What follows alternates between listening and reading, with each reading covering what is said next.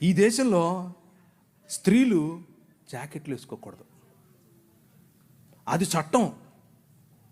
మొన్న రీసెంట్గా సినిమా కూడా వచ్చింది ఒకటి, అదేదో జరగలేదు అనుకుండేరు, అది జరిగింది. అది ఈ దేశంలో ఉన్న చట్టం. ఎందుకు అనంటే మన దేవుడైనటువంటి బ్రాహ్మణుడు నడుచుకుంటూ వస్తే అది ఆడో మగో తెలియాలి, కాబట్టి ఇప్పి చూపించాలి. ఏం లాజిక్ ఇది?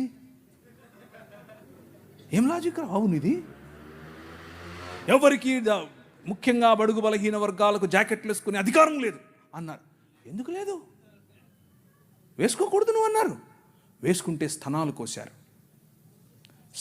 కోశారు. మీ స్తనాల బరువు చూసి దానికి పన్ను విధించారు. బాగా బలిశావులే కట్టు అన్నారు.